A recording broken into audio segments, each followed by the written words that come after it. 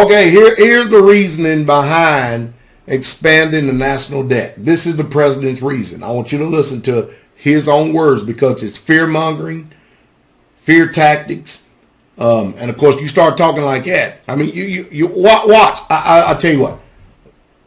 I would do an injustice if I did not allow you to hear it. Let me cut this up so you can hear how they talk in Washington. And of course, all this is leaning towards these are the reasons why we need to expand the national debt. Watch this. Watch this now. Watch this. Listen. Congressional Republicans refuse to pay America's bills on time. Social Security checks and veterans benefits will be delayed. We might not be able to pay our troops or honor our contracts with small business owners.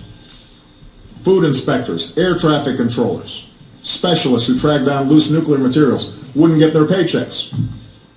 And that was Barack Obama, the president of the United States, saying that if Republicans don't lift the debt ceiling, all sorts of terrible things could happen, up to and including, he suggests, terrorists getting their hands on nuclear materials, tainted food, airplane crashes, and this is power play. It's getting nastier. Hey, I told you. How about we start like this? How about we start with this? The president doesn't get paid, and since he's so concerned, how about we seize all of his assets, seize all the assets of everybody in the House and the Senate since they have such a concern for the country, and let's apply all that towards the national debt, and let's make sure that they don't get paid before anybody, and let everybody else get paid. And how about if we take Walmart, who pays its CEO in excess of $19,000 to $20,000 an hour. Let's cut him down to about $8 an hour, $10 an hour, the same wages that they give the people at Walmart. Since we all need to contribute, and since we all need to do something about this national debt, and since we all are in this together, because you and I did not agree with any of these policies, and this is the reason why that the advent of the internet is very important, because if you don't have access to information like this, you don't know what's going on. Do you know how long it's taken for these politicians to get us in the condition and shape that we're in right now?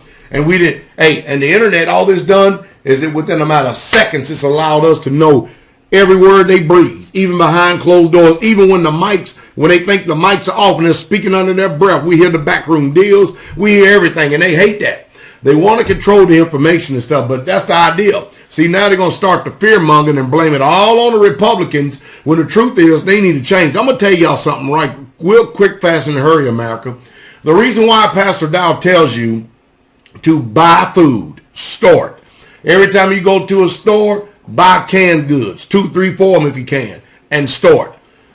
Store clean water. There's a reason why I keep telling y'all this, because whether you like it or not, and whether you understand it or not, and just by you thinking positively, it's not going to change it one bit. One day, you're going to be staring at grocery stores with no food on the shelves. And as long as people are talking like this, like that right there, and this is their solution, expand the debt and create more debt, they can't balance the checkbook. You seeing this? That's their solutions. They're letting you know that they never have any intention of balancing the national debt. They never will balance the national debt. It would never happen, because every single time we get up against this debt ceiling, it's the same old rhetoric again and again and again and again, which the hypocrites, you and I, can't adopt the same policies. We can't do it. You let us skip out on paying our credit card bills. You let the people who have all this student debt go and ask for an extension to be able to and borrow money to pay the debt of their student loans, and see what kind of response you get. You see, it's called austerity measures. That's what it is. It's called austerity measures. It's hypocritical, and I'm telling you, these jackals and these liars, they can't tell the truth. Why is it that they can do it, but you can't do it? They can break the law, but you can't break the law. They can't break the law. They can break the law and get nobody to enforce it. But when you break the law, even so much as doing a Cadillac roll at a stop sign, you're going to be sitting in front of a judge and you're going to pay $50, if not more, if you decide to drag it out because of you being so wicked against the system and stuff. Don't you know there's a reason why there's stop sign there?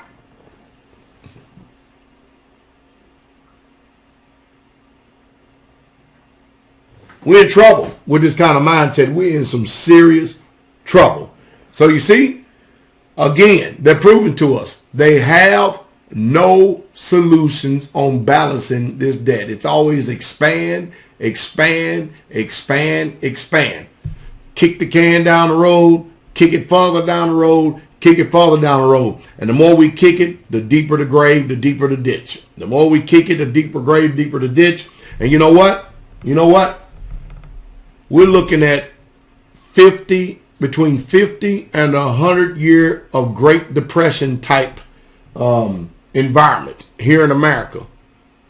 If we don't, I hate to say it, I know you hate to hear it, but we better start feeling the pain of what they've done to this country. We better start doing it right now, because whether we like it or not, it is coming. And I think that these hypocrites are so cold, hard, and cruel that they want to extend this thing and keep on until they go to the grave and then just leave it up on the children. And I'm telling you, we're looking at Mad Max conditions in this country. That's all there's to it, because there's no way we can pay this off. We're going to default. Get it in your head. Get it in your mind. You can see they have no solutions. We are going to default as a nation. So start making your own way. Take the advice of a sound pastor who know what he's talking about. I didn't start preparing this stuff 2, 3, 4, 5 years ago. I started preparing this thing 18 years ago. I saw clearly what was going on.